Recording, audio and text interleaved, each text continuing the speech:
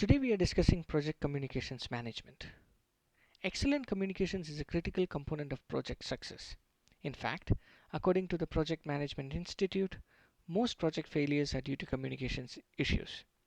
Let's take a look at some of the outcomes of poor communications from a project management perspective.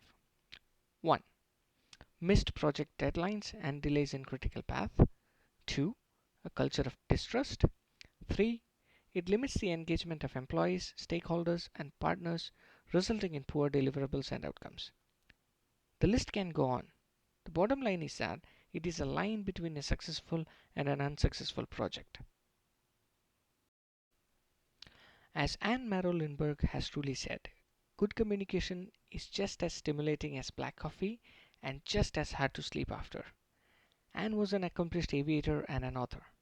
I highly recommend the book The Aviator's Wife if you want to learn more about her. Let's have a look at the processes involved in communications management. Communications management includes three main processes. The first one is plan communications management, the second one is manage communications, and the third one is monitor communications. Okay, let's look at plan communications management in detail. The first step is to plan how you will manage communications on your project and across all of your stakeholders. This is done by creating a project communications management plan. It is important to ensure all of these factors are addressed in your plan. Number 1. Audience. This is a list of all stakeholders affected by the project. It should include team members, sponsors, customers, and other interested parties. Consider anyone impacted by the project or who influences its success. Number 2. Objective. What will be the purpose of your communications? You may use some communications for awareness, like a status report, and others that require action, such as requiring a sponsor to authorize spending or a customer to approve project testing. Number 3. Message. What will the message be for each type of communication? This is the actual content that will be shared. Key components to be communicated include scope, schedule, budget, objectives, risks, and deliverables. The next one is channel. How the message will be delivered. Will it be a formal report, emailed out, or an informal verbal debriefing during a team meeting? Your communications plan should be detailed enough to lay out exactly what will be sent out, to whom, how, when, and who is responsible. Involving your stakeholders in the creation of the plan is important. You need to understand their communication preferences and expectations. If you over-communicate, they may stop paying attention. But if you under-communicate, it can lead to misunderstandings and issues. Please go ahead and pause the video here. Take a look at the inputs, tools and techniques, and outputs of plan communication management according to the project management body of knowledge. Once a plan has been created and approved, it's the project manager's job to ensure it's managed. This means that the plan needs to be reviewed and updated on a regular basis to reflect any changes to the project or its stakeholders. The project manager also has to manage the execution of the communications management plan. This includes collection and analysis of data, creation of messages for communication, transmission or distribution of communications, storage of any communications reports, files, or documents, retrieval of any stored communications, or disposal of any old communications upon project closure or on a set date. It is important to determine the best methods of managing communication and keeping stakeholders up to date at the right time. Some questions to ask are: what are the most effective ways of communication for these specific stakeholders? Is it a one-size-fits-all? Or should there be a different method of communication depending on the involvement of each stakeholder? What is the best way to communicate with the project team? Would they benefit from more communication or less? Would stakeholders benefit from more formal communications or more informal communications? Asking these questions would enable a project manager to manage their team's communications effectively.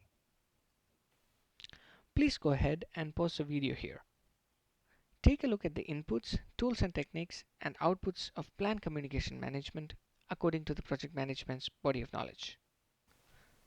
Let's have a look at monitoring project communications. This process used to be called control communications, but was updated in the 6th edition of Project Management Body of Knowledge. Despite the title change, the process remains the same. It involves monitoring and controlling project communications throughout its entire life cycle. This may include confirming communications went out as planned, confirming they were received by the proper stakeholders, confirming messages were understood, and confirming any relevant feedback was provided to the appropriate project members. The actual type of monitoring, including method and frequency, should be a part of the communication management plan. Please go ahead and pause the video here. Take a look at the inputs, tools and techniques, and outputs of monitoring communications according to the project management body of knowledge. Think about which tools and techniques would you like to implement in your day-to-day operations to monitor the communications of your team. Successful project managers use formal and informal communication methods across various channels. This helps to increase the chances of communication being received as intended. Using simple language, sticking to relevant topics, and keeping messages concise will increase your chances of what you communicate being understood correctly. The following 7 communication skills can also increase a project manager's chances of success. 1. Strong active listening skills. 2. Proficient writing skills. 3. Excellent speaking ability. 4. Asking questions and probing for more information. 5. Setting and managing expectations. 6. Motivating people to become engaged. And 7. Conflict resolution skills. Let's see how a project manager can keep their team communication streamlined. 1. Make roles explicitly clear. When you have a new project in the works, you need to make it painfully obvious to everybody involved who is responsible for what, whether that's done through private conversations, a team meeting, or even creating a written roster that lists everybody's assigned duties. There's also one more thing you should make obvious. Who is the key decision maker? When there are questions or issues, who has a final say on what happens next? Taking these steps right off the bat proactively mitigates any mixed messages while also shutting down that dreaded phase. That's not my job. 2. Create a company glossary. While you may think you already communicate clearly, that's likely not the case.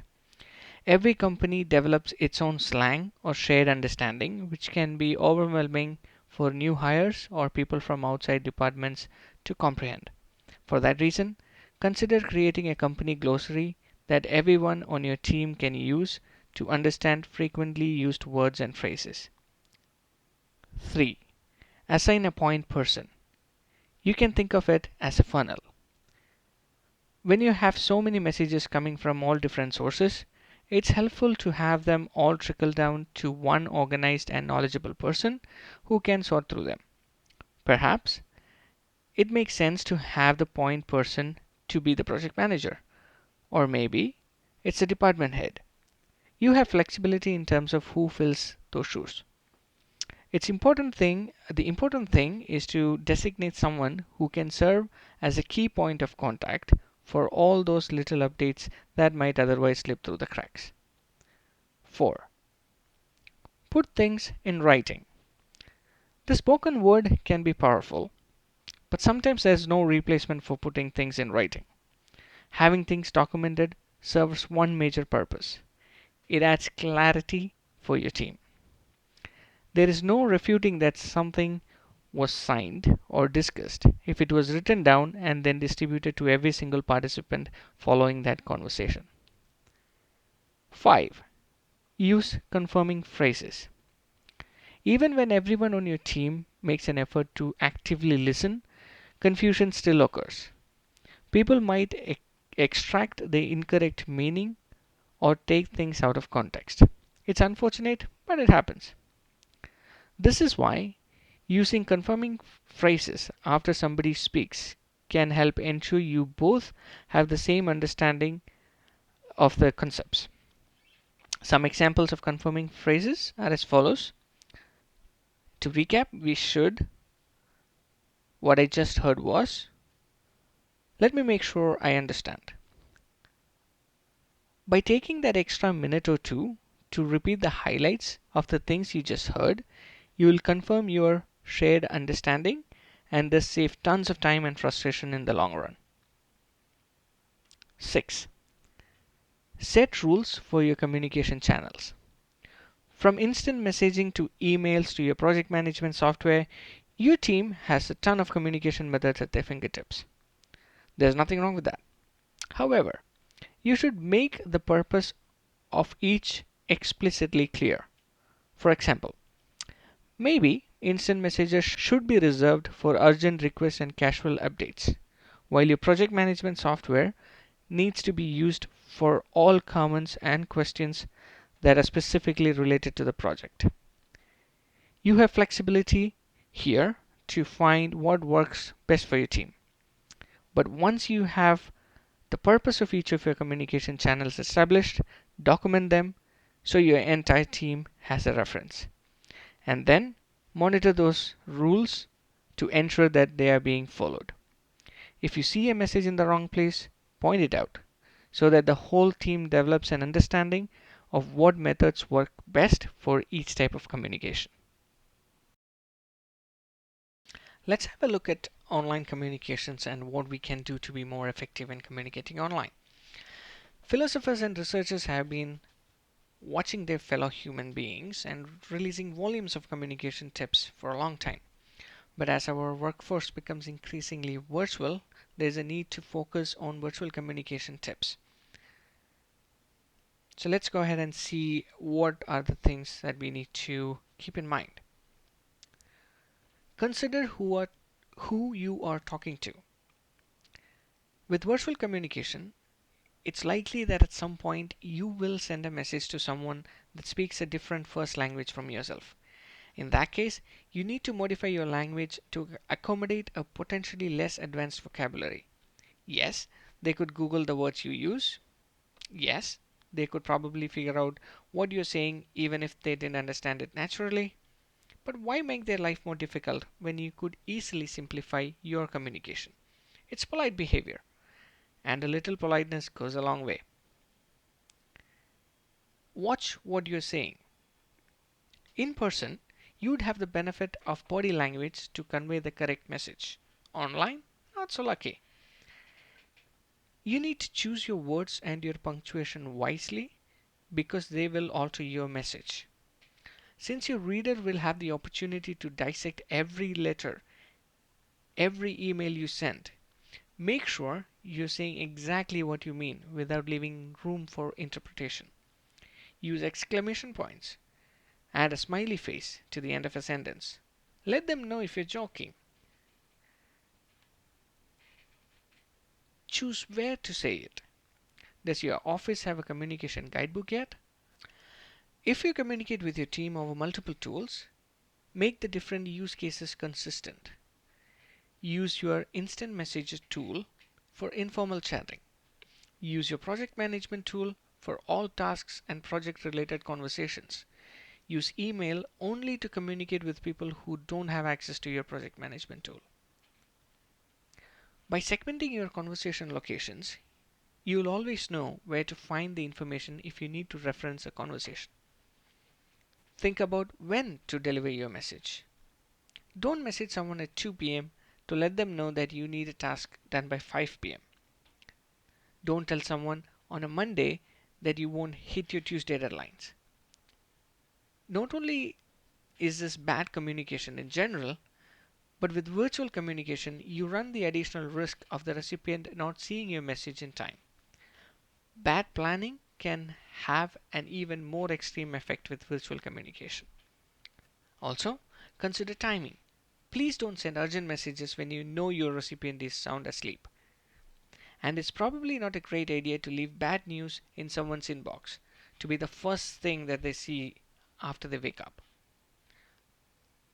Try not to hold on to anger for weeks until you boil over, since your colleagues won't have the opportunity to pick up on the nonverbal cues that would typically tell them that you were upset. You need to be upfront with your feelings. Timing can be everything when delivering a message, so take it just as seriously when you're online. Decide why you're saying it. Does it need to be said? That's a good question to ask yourself. As they say, once it's on the internet, it's forever. Before you leave a message, in a burst of anger or sarcastic frustration, make sure you'd be comfortable with someone reading your words a week, a month, or a year from now. If there was a kinder way of phrasing your words, that's probably the best way around. Take your time. That's all I'm saying. That brings us to the end of this video. Hope you enjoyed it. If you want to access the presentation on which this video is based on, it is available at the link displayed on your screen. Thank you for your time.